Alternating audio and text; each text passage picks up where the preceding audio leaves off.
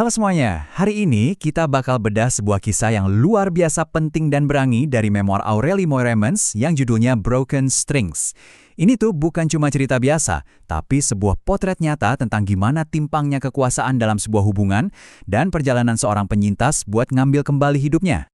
Judul lengkapnya aja, Broken Strings, kepingan masa muda yang patah. Udah ngena banget kan? Dari judulnya aja kita udah bisa ngerasain ini bakal jadi cerita tentang kerapuhan, kehilangan, dan gimana susahnya perjuangan buat nyatuin lagi kepingan-kepingan hidup yang udah hancur berantakan. Oke, kita langsung ke intinya aja ya. Coba lihat deh, disinilah akar dari semua masalahnya. Ketidakseimbangan kuasa yang udah kelihatan jelas dari awal. Aurelie ketemu Bobby pas umurnya baru 15 tahun, sementara Bobby udah 29. Beda umurnya 14 tahun loh. Dan ini jadi fondasi dari semua yang terjadi selanjutnya.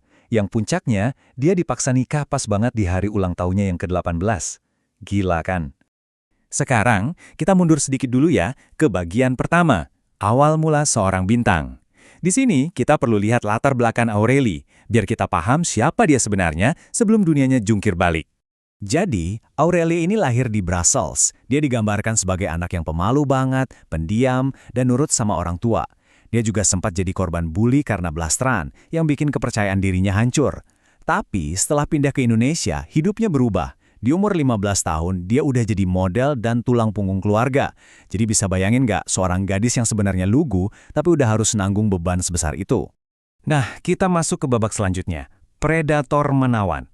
Disinilah kita akan lihat gimana proses manipulasi, atau yang sering kita sebut grooming, dimulai. Si predator ini datang dengan topeng penyelamat. Ini dia nih, dua mukanya Bobby. Kelihatan banget kontrasnya. Di satu sisi, dia tampil sebagai sosok yang dewasa, menarik, kirim pesan-pesan lucu, nungguin Aurelie syuting berjam-jam, pokoknya bikin dia ngerasa jadi cewek paling spesial di dunia. Tapi, di sisi lain, awal pertemuan mereka aja udah manipulatif. Manajer Aurelie nyuruh dia bohong soal umurnya biar dapat kerjaan, dan kebohongan itulah yang jadi pintu masuk buat Bobby ke hidupnya. Dan, dengerin deh kalimat andalannya ini, kemurnianmu itu langka, kamu nggak kayak cewek-cewek lain di luar sana. Dengan ngomong gini, dia bikin Aurelie ngerasa istimewa, tapi sekaligus secara halus ngejauhin dia dari teman-teman sebayanya. Ini tuh taktik klasik buat bikin korban jadi tergantung secara emosional. Nggak butuh waktu lama, red flag pertama mulai kelihatan. Cemburunya meledak-ledak cuma karena adegan sama figuran cowok. Marah-marah karena hal sepele kayak Aurelie ketiduran di mobil. Maksa harus balas chat detik itu juga. Harus lapor lagi di mana dan sama siapa. Puncaknya, Aurelie dipaksa hapus semua kontak cowok di HP-nya. Ini bukan cinta guys, ini kontrol. Lanjut ke bagian 3, sangkar emas.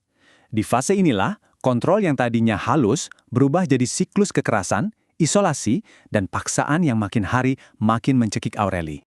Polanya tuh benar-benar terstruktur banget, dan ini yang bikin ngeri. Dimulai dari bentakan dan omelan verbal, terus lanjut ke manipulasi biar Aurelie jauh dari keluarga dan teman-temannya. Dari situ, eskalasinya naik ke kekerasan seksual, terus dia diperas pakai foto-foto intim sebagai ancaman, dan puncaknya, pas ulang tahun ke-18, dia dijebak dan dipaksa tanda tangan surat nikah. Setiap langkahnya emang dirancang buat ngancurin mental dan perlawanan dia. Setelah pernikahan palsu itu, Aurelie langsung dibawa buat tinggal di rumah orang tuanya Bobby. Ini tuh langkah terakhir buat benar-benar misahin Aurelie dari dunianya, motong akses dia ke satu-satunya sistem pendukung yang dia punya, keluarganya sendiri. Dan yang lebih parah lagi, ternyata lingkungan abusif ini didukung sama keluarganya. Waktu Aurelie kesakitan karena dipaksa ngerjain semua pekerjaan rumah, ibunya Bobby malah bilang, nanti juga terbiasa, kamu harus jadi istri yang baik. Lagian pembantu kita udah tua kasihan.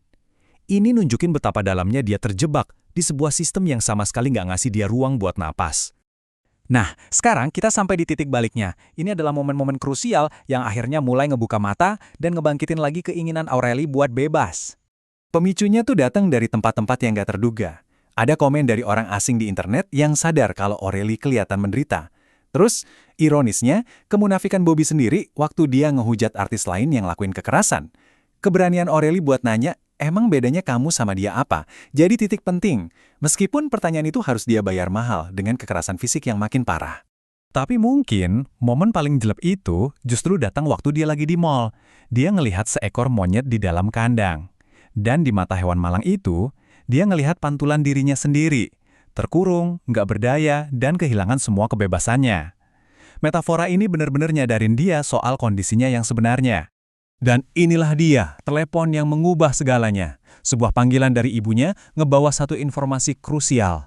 Fakta bahwa pernikahannya itu nggak sah, baik secara hukum maupun agama, ngasih Aureli secerca harapan yang nyata. Untuk pertama kalinya, ada jalan keluar yang konkret. Oke, bagian kelima, kabur menuju kebebasan. Ini adalah klimaks ceritanya, saat dimana dia akhirnya ngambil langkah paling berani buat lari dan memulai jalan panjang menuju pemulihan. Sebelum benar-benar kabur, Aureli mulai ngelakuin perlawanan kecil yang kuat banget.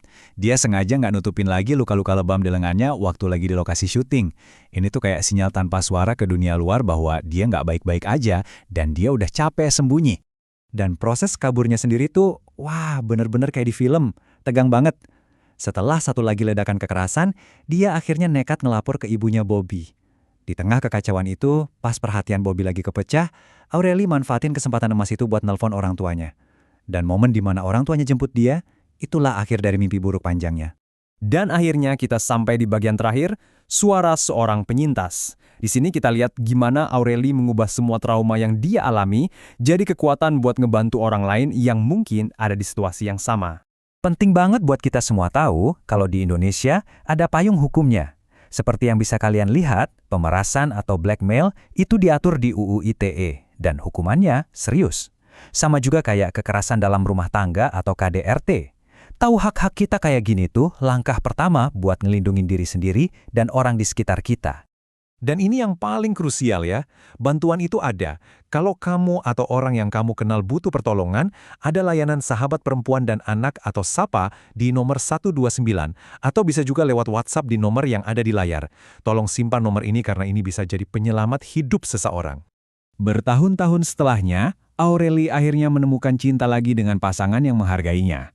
Dan memoarnya, Broken Strings, sekarang jadi semacam panduan buat banyak orang lain untuk mengenali tanda-tanda bahaya dan berani keluar dari hubungan yang penuh kekerasan. Kisah Aureli ini kan cuma satu dari sekian banyak cerita yang perlu kita dengar. Pertanyaannya sekarang, buat kita semua, suara siapa lagi yang masih terbungkam di luar sana yang butuh kita kasih ruang untuk didengarkan? Yuk kita terus jadi pendengar yang baik buat para penyintas.